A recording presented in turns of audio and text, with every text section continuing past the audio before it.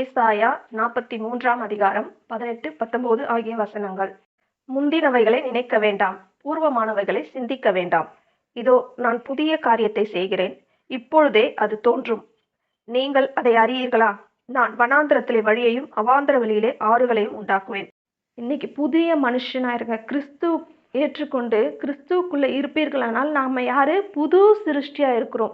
புதுசுன்னு சொன்னா புதுசா ஒரு குழந்தை பிறக்குதுன்னு சொன்னா பூமியில அது எப்படி இருக்குதோ அதை போல நீங்க கிறிஸ்துவுக்குள்ள பிறக்கும் போது புதுசா சிருஷ்டிக்கப்பட்ட ஒரு குழந்தையை போல இருக்கிறீர்கள். இனிமே நீங்க என்ன செய்யணும்னு கர்த்தர் தான் சொல்லுவாரு. இதுக்கு முன்னாடி வரைக்கும் நீங்க செஞ்சதெல்லாம் உங்களுடைய கிரியை.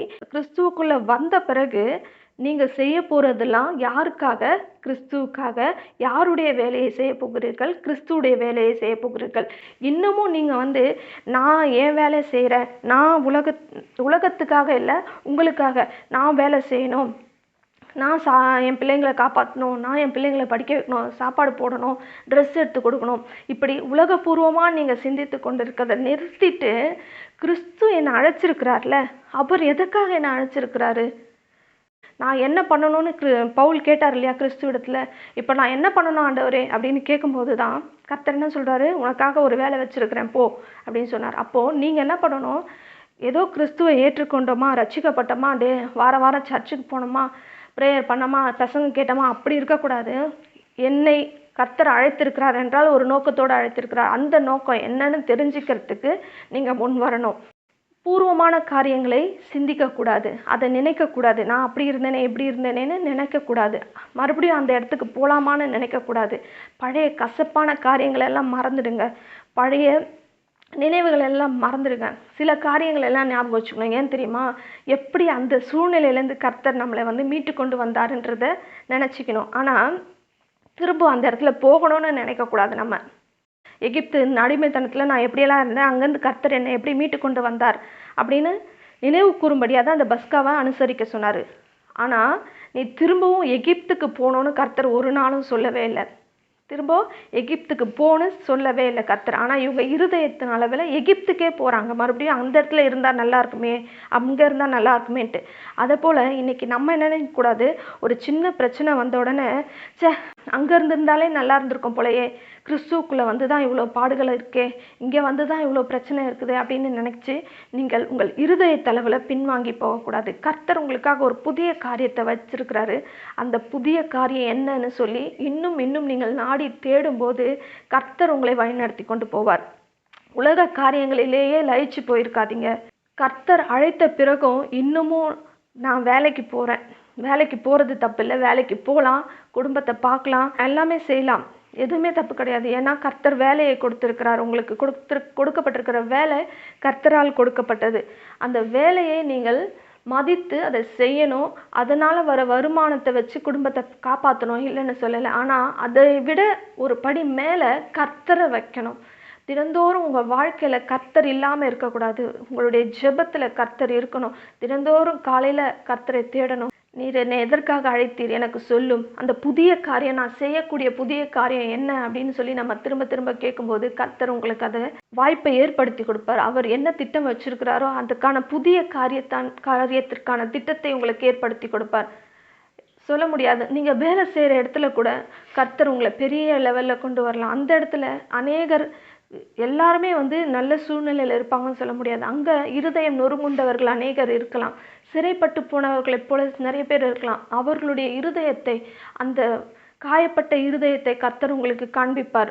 நீங்கள் தினந்தோறும் ஜெபிக்கிற அந்த ஜெபத்தின் மூலமாக ஆவியானவர் உங்களோடு பேசுவார். அந்த பெண்ணிடத்துல போய் பேசு, உன் ஃப்ரெண்டுக்கிட்ட போய் பேசு, அவங்களுக்குள்ளே எவ்வளோ கஷ்டம் இருக்குது, அதை என்னன்னு பேசு அப்படின்னு கர்த்தர் உங்களுக்கு சொல்லும்போது, நீங்கள் அந்த நற்செய்தியை அந்த ஜனங்களுக்கு சொல்லும்போது அவங்களுடைய வாழ்க்கையில் ஒரு வெளிச்சத்தை ஏற்றுகிறவர்களாக நீங்கள் இருப்பீர்கள். கர்த்தர் நம்மளை எப்படி வச்சிருக்கிறாரு? இந்த உலகத்தில் ஒரு ஒளியாக வச்சிருக்கிறார். மற்றவங்களுக்கு இருளில் இருக்கும்போது நீங்கள் அவர்களுக்கு ஒரு ஒளியாக இருக்க வேண்டும். அவங்க இருளில் இருக்கிறாங்களா, அவங்க இருந்துட்டு போட்டோம், நான் மட்டும் கர்த்தரை ஏற்றுக்கொண்டேன் பரவாயில்ல அப்படின்னு சொல்லி இருக்கக்கூடாது. மற்றவர்கள் இருளிலே இருந்தார்கள் என்றால் அவர்களை ஒளியிலே கொண்டு வர்றது எப்படி அப்படின்னு சொல்லி நம்ம ஜெபிக்கும் போது கர்த்தர் உங்களுக்கு வெளிப்படுத்துவார். நம்மளா வாலண்டியராக போய் எங்கேயும் பேசக்கூடாது. ஆவியானவர் உங்களை நடத்துகிறபடி தான் பேசணும். நம்மளா போய் பேசினா மாட்டி சிக்கிக்குவோம். எல்லாரும் ஏற்றுக்கொள்ள மாட்டாங்க. ஆவியானவர் சொல்லுவார், இந்த அறுவடை இன்றைக்கு அறுப்பதற்கு தயாராக இருக்குது, நீ போய் பேசுன்னு சொல்லும்போது அன்றைக்கி பேசுனா உங்களால் அந்த அறுப்பு நல்ல அறுப்பாக இருக்கும். கர்த்தர் சொல்லும்போது நம்ம செஞ்சால் நமக்கு பலன் கிடைக்கும்.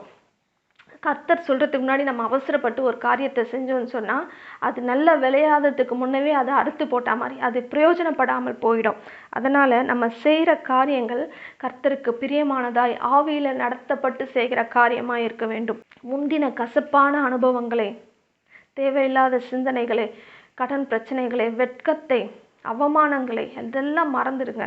ஏகப்பட்ட அவமானம் பட்டிருக்கலாம், கஷ்டங்கள் பட்டிருக்கலாம், கசப்பான அனுபவங்கள் இருந்திருக்கலாம், அடிமைத்தனத்தில் கூட இருந்திருக்கலாம். அதெல்லாம் நினைக்காதீங்க. பூர்வமான அந்த எண்ணங்களை சிந்திக்காதீங்க. மாம்சத்தின் கிரியைகளை சிந்திக்காதீங்க. நீங்கள் யார், உன் தகப்பன் யார், உன் தாத்தா யார், நான் எந்த ஜாதி, எந்த இனம், நான் என்ன வேலை செஞ்சேன், நான் எவ்வளோ சம்பாதிச்சேன், இதெல்லாம் வீண். அதெல்லாம் லாபமே இல்லை. அதெல்லாம் நஷ்டம். அதெல்லாம் குப்பை. இன்றைக்கு கர்த்தர் உன்னை எந்த இடத்துல வச்சிருக்கிறாரு, கர்த்தர் உன்னை கொண்டு அடுத்தது என்ன செய்ய போகிறாரு, அதுதான் தகுதியாக இருக்கும்.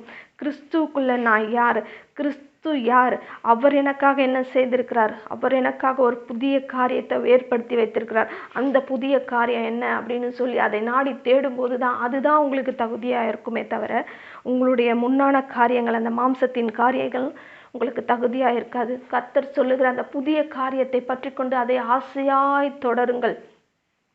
பவுல் சொல்வதைப் போல பவுல் அதை பிடித்து கொண்டு ஆசையாய் அதை பற்றி கொண்டு போகிறாராம். ஏன்னா தேவன் அழைத்த பரம அழைப்பின் பந்தய பொருளுக்காக இலக்கை நோக்கி ஓடுகிறேன். நமக்கு ஒரு கிஃப்ட் வச்சிருக்கிறாரு. நம்ம அதை நோக்கி ஓடும்போது தான் அந்த கிஃப்ட் நம்மளால் பெற்றுக்கொள்ள முடியும் இல்லையா? அந்த பரம அழைப்பின் பந்தய பொருளுக்காக நம்ம ஓடுகிறவர்களாக இருக்கணும் தவிர பின்னாடி ஓடினா நம்மளுக்கு கிஃப்ட் கிடைக்குமா? ரன்னிங் ரேஸில் முன்னாடி ஓடினா தான் கிஃப்ட் கிடைக்கும். பின்னாடி வரவங்களுக்கு கிஃப்ட் கிடைக்குமா? கிடைக்காது இல்லையா? அதனால் எந்த இலக்கை நோக்கி நம்ம ஓடணுமோ, எந்த இடத்துல அவங்க கோடு போட்டு வச்சுருக்கிறாங்க இல்லையா, ரன்னிங் ரேஸில் போகும்போது வழியில் போய் தான் அந்த லாஸ்ட்டு டெஸ்டினேஷனை அடையணும். அந்த எண்டை நீ அடையும் போது தான் உனக்கு கிஃப்ட் கிடைக்கும். அந்த அவங்க போட்ட கோடில் விட்டுட்டு நம்ம வேறு ஒரு ரூட்டில் ஓடிட்டு போயிட்டு அந்த இடத்துல ரீச் பண்ணிவிட்டு வேறு குறுக்கு வழியில் போய் அந்த இடத்துல ரீச் பண்ணிவிட்டு எனக்கு கிஃப்ட் கொடுன்னு கேட்டால் நமக்கு கொடுப்பாங்களா? கொடுக்க மாட்டாங்க. ஸோ கர்த்தர் நமக்கு ஒரு பாதையை பகுத்து வச்சுருக்கிறார். அந்த பாதையில் நம்ம போய் தான் அந்த கிஃப்ட்டை அடையணுமே தவிர குறுக்கு வழியில் போய் அந்த கிஃப்ட்டை அடையணும்னு நினச்சா நம்மளால் முடியாது. பின்தங்கியே நின்று இருந்தாலும் நம்மளால் அந்த கிஃப்ட்டை அடைய முடியாது. ஓட வேண்டிய இடத்துல ஓடாமல் நான் இங்கே தான் நிற்பேன், என்னால் ஓட முடியலன்னு சொல்லி அதே இடத்துல நின்றுந்தாலும் உங்களுக்கு கிஃப்ட் கிடைக்காது. ஸோ கர்த்தர் உங்களுக்கு முன்னாடி வான்னு சொல்கிறாரு. பின்னானவைகளை மறந்துடு. உன்னால் முடியாதுன்றதையே மறந்துடு. நான் இருக்கிறேன் உன் கூட, உன்னால் முடியும், வா அப்படின்னு கர்த்தர் உங்களை சொல்லும்போது நம்ம எழுந்து என்ன பண்ணணும்? கர்த்தருடைய கரத்தை பற்றி கொண்டு முன்னாடி ஓடணும்.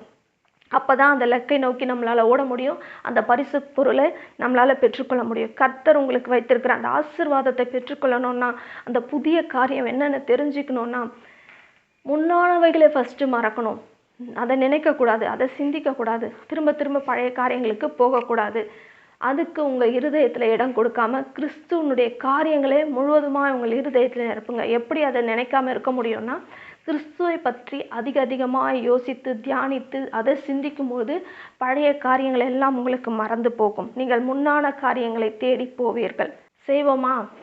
முன்னான காரியங்களை நினைக்காமல், பூர்வமான காரியங்களை சிந்திக்காமல் நம்ம இருதயத்தை புதிய காரியத்திற்கு நேராக திருப்புவோம். கர்த்தர் நல்லவர்.